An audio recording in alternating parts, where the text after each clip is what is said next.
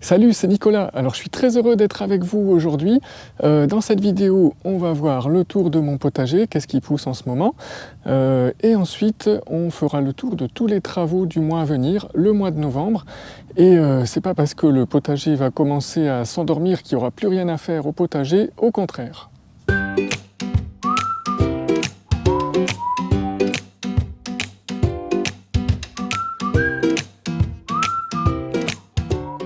Alors, au sommaire de cette vidéo, qu'est-ce que vous allez découvrir? On va commencer par faire le tour des différents potagers autour de ma maison. Je vous rappelle que j'en ai trois.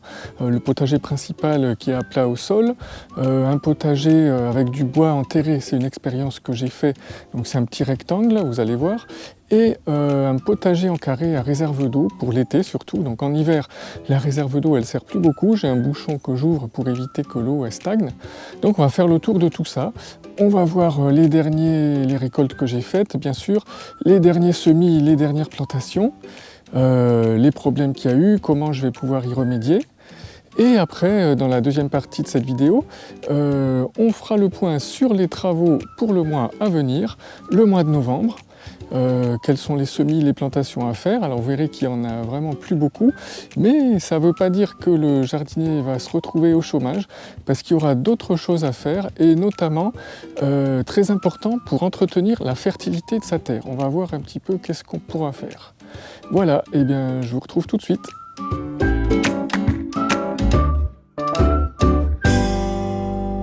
Sur la plate-bande où poussaient principalement des tomates, qu'est-ce qu'on voit? On voit que bon, déjà tout a été coupé, il n'y a plus que les résidus de culture qui restent. Donc ces résidus de culture, ils ont été hachés sur le sol et je les laisse encore un petit peu sécher avant de faire le semis d'engrais vert que j'ai prévu dans la première quinzaine de novembre. Donc ça sera de la févrole et du seigle, ce sont deux engrais verts qui germent encore bien avec des températures assez basses. Là on a un plant de pissenlit là, qui est absolument pas gênant, donc je le laisse pousser, ça fait une racine vivante dans la terre, c'est toujours ça. Si on continue un petit peu, on voit une capucine qui est encore vivante, pareil je vais la laisser. Et ça c'est un brocoli à jet, donc c'est un des rares légumes que je laisse pousser pendant l'hiver, qui résiste au gel, et au printemps, au mois de février-mars, il va me donner plein de petits jets avec des brocolis tout petits. C'est pour ça que ça s'appelle le brocoli à jet. Dans le potager principal, on voit que ça reverdit un peu avec les pluies qu'on a eues récemment. La consoude a décidé de refaire quelques feuilles vertes. Là, tous les restes de légumes ont été coupés sur le sol et on voit à certains endroits il y a des repousses d'herbes, c'est là où le paillis était moins épais. On voit ce sont des graminées, donc c'est vraiment pas gênant comme herbe. Ça, au contraire, ça ameublit la terre avec leurs racines très très fines. Et donc s'il y en a trop qui me gênent, eh ben, je les enlèverai au moment de semer les engrais verts. Mais pour le moment, je les laisse encore un peu, ils sont absolument pas gênants. Dans le rectangle expérimental avec du bois enterré, le plant de tomates a été coupé, a été haché sur place, mais il reste encore pas mal de verdure qui pousse. Par exemple, on a du cerfeuil là, de la roquette, quelques salades. Là, on a un rang de betteraves qui n'est pas encore récolté, un plant de persil, une autre salade. Et là aussi, comme c'est une parcelle qui est récente, qui a 2 ans seulement, la terre ne s'est pas encore beaucoup améliorée. Et donc j'ai prévu de semer de l'engrais vert aussi cet hiver. Mais là, je pense que vu tout ce qui pousse encore dessus, eh bien je ne vais pas arracher ces légumes, ça serait dommage. Avant de semer l'engrais vert, je vais me débrouiller pour semer l'engrais vert autour. Et ça va se débrouiller comme ça pourra, on verra bien. Le carré potager à réserve d'eau, lui, est bien rempli. Alors la réserve d'eau, là, elle ne sert plus du tout en ce moment, donc je laisse le bouchon de vidange ouvert en permanence pour que toute l'eau qui s'infiltre avec la pluie puisse s'écouler. Et donc là, il y a pas mal de diversité. Il y a encore des poirées, c'est de la poirée à couper, ça. Un peu de basilic, des différentes salades, les chicories italiennes qui vont me donner de la salade pendant tout l'hiver. diverses laitues, du cerfeuil, du persil, enfin tout un tas de petites verdures qui sont très pratiques à avoir près de la maison.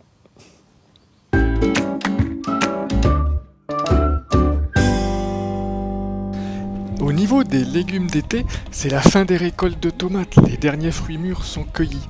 J'ai beaucoup aimé cette année la variété cœur de bœuf blanche, d'abord parce qu'elle a été vraiment productive, et aussi c'est celle qui était le moins envahie par les punaises. Je me demande si ça serait pas grâce à sa couleur plus pâle, qui attirerait peut-être moins les insectes. Dernière cueillette de haricots nains aussi, de quoi faire juste 2 portions, mais on va se régaler jusqu'au bout. J'ai de la salade toute l'année parce que je plante les bonnes variétés au bon moment. Et là, ce sont les scaroles qui sont prêtes à récolter, toujours avec la technique feuille à feuille, la plante continuant de grandir. Comme il n'y a pas eu de gelée encore, le basilic y continue de pousser. Et saviez-vous que les fleurs étaient comestibles aussi? Elles ont exactement le même goût que les feuilles. Un peu de cerfeuil très parfumé, lui aussi. Cette blette a bien résisté à la sécheresse de l'été et elle va donner encore quelques récoltes d'ici l'hiver, puis à nouveau au printemps prochain, avant de monter en fleurs. J'ai changé de variété de betterave. Avant, je mettais de la plate d'Égypte qui a la particularité de se former au-dessus de la surface du sol, ce qui est plutôt un avantage dans les terres compactes comme la mienne. Mais c'est pas une betterave de garde malheureusement, il faut la manger rapidement après l'avoir ramassée. Alors je l'ai remplacée par la variété Cylindra qui donne de belles petites betteraves de forme cylindrique. La touffe de persil que j'avais achetée et divisée en 3 parties à la fin du mois d'août, elle a bien repris. Et du coup j'en ai à 3 endroits différents du potager, ce qui sera bon pour la biodiversité quand le persil montera en fleurs l'année prochaine au printemps.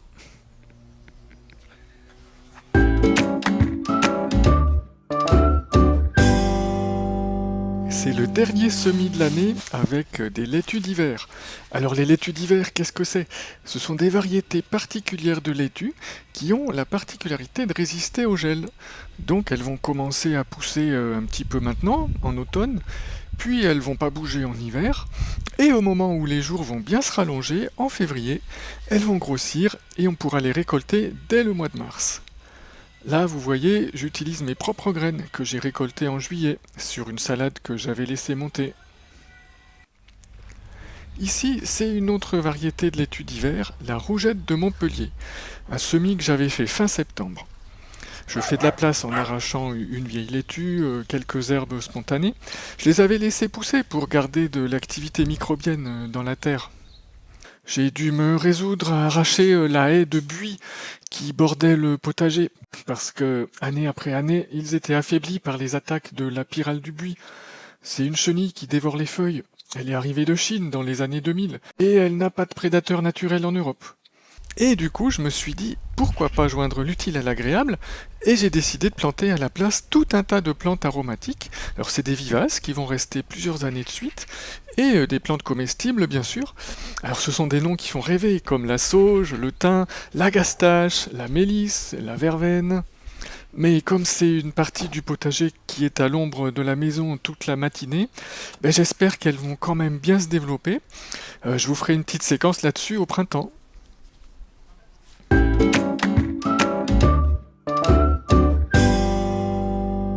Les haricots grimpants, ils ont rien donné cette année à cause de la canicule.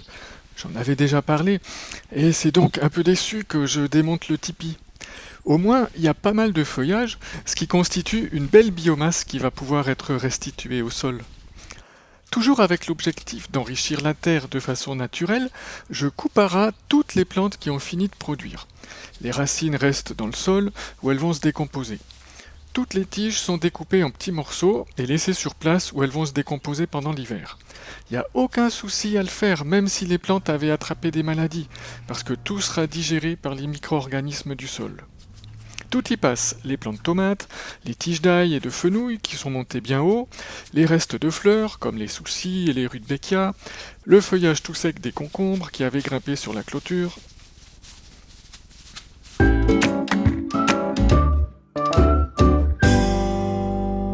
Dans la dernière vidéo, on avait planté ensemble ces plants de roquettes et j'étais inquiet que les feuilles se fassent percer par les altises, ces petites puces noires qui vont sur tous les légumes de la famille des crucifères dont la roquette fait partie. J'avais mis ces protections, mais ça n'a pas suffi. Les altises, qui sont toutes petites, elles ont dû passer par en dessous. Heureusement, les feuilles, elles sont pas trop trouées et on pourra quand même les récolter. Ces laitues Batavia, elles ont donné de magnifiques récoltes pendant tout l'été, et là, avec le retour de l'humidité, les feuilles sont pleines de petits trous. Alors c'est pas les altises cette fois, mais pour trouver d'où ça venait, eh bien j'étais obligé de sortir un soir vers 22 h avec une lampe de poche, et vous savez pas ce que j'ai vu, plein de bébés escargots qui se promenaient sur les feuilles. Ces escargots étaient présents sur toutes les Batavia, mais il n'y en avait pas un seul sur les scaroles, ni sur les chicorées italiennes. Une fois de plus, la nature nous montre qu'elle est bien faite, et que quand une plante n'est plus adaptée à la saison, la nature envoie des petits animaux comme les escargots pour faire le travail de nettoyage.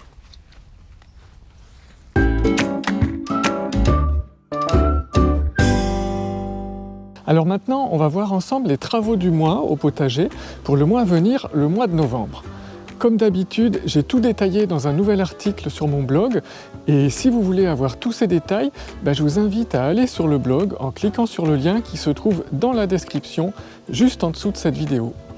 Alors au mois de novembre, on sent que l'hiver approche parce que les jours deviennent beaucoup plus courts et la nuit, les gelées sont bien là. Au potager, il ne reste plus beaucoup de légumes qui poussent et le froid va complètement ralentir leur croissance. C'est comme si le potager s'endormait petit à petit.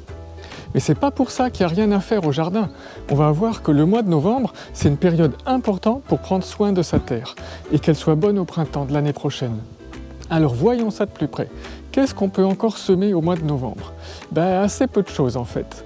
Alors dans les régions où il gèle pas trop fort en hiver, vous pouvez encore semer des fèves. L'avantage, c'est que vous aurez une récolte beaucoup plus tôt que si vous attendez le printemps pour les semer. Vous pourrez les récolter dès le mois d'avril au lieu de les avoir en juin. Et surtout, vous aurez moins de pucerons sur les fèves parce qu'il faut une certaine chaleur avant qu'ils apparaissent. Début novembre, c'est le dernier moment aussi pour semer des engrais verts, mais pas n'importe lesquels. Avec les températures qui ont baissé, il y a encore la féverolle et le seigle qui vont germer, c'est tout. C'est ce que j'ai prévu de semer dans mon potager et vous pourrez voir ça dans la vidéo du mois prochain. Au niveau des plantations, il ne reste plus grand chose non plus, à part l'ail blanc. Attention si vous avez une terre qui reste gorgée d'eau pendant l'hiver, il vaut mieux faire des mini-buttes pour planter l'ail, comme ça le drainage il se fera mieux. Je ne vais pas m'étendre sur le stockage des récoltes ou sur les protections des cultures contre le froid. Vous avez tous les détails dans l'article, mais il y a une chose qui est super importante à faire en ce moment, c'est de prendre soin de sa terre pour qu'elle soit bien fertile au printemps prochain quand vous ferez les premiers semis et les premières plantations. Alors là, on a plusieurs possibilités qui s'offrent à nous et la meilleure chose pour moi, c'est d'avoir un couvert végétal vivant pendant tout l'hiver. C'est pour ça que j'encourage vraiment tout le monde à semer des engrais verts en automne. Autre possibilité, c'est de recouvrir toute la surface du potager avec une litière de déchets végétaux. Ça va protéger le sol et en se décomposant, ça va enrichir la terre. Surtout, ne laissez pas la terre à nu, ça serait la pire des choses à lui faire. Imaginez comme vous seriez malheureux si on vous obligeait à sortir dehors tout nu, sans aucun habit en hiver. En conclusion de cette vidéo, je voulais vous dire, profitez des feuilles mortes, c'est un cadeau de la nature. À l'automne, il est possible de ramasser plein de feuilles mortes un peu partout dans le jardin. Là, on est sous ma haie, par exemple. Mais aussi, si vous faites des balades à la campagne, en forêt, ne vous gênez pas, ramassez des feuilles mortes. C'est vraiment idéal pour pailler le potager, pour mettre sur les plates-bandes. Ça, vous voyez, ça commence déjà à se décomposer. C'est vraiment de l'humus en formation que j'ai là entre les mains. Et ça va vous permettre d'avoir une terre super fertile au printemps prochain.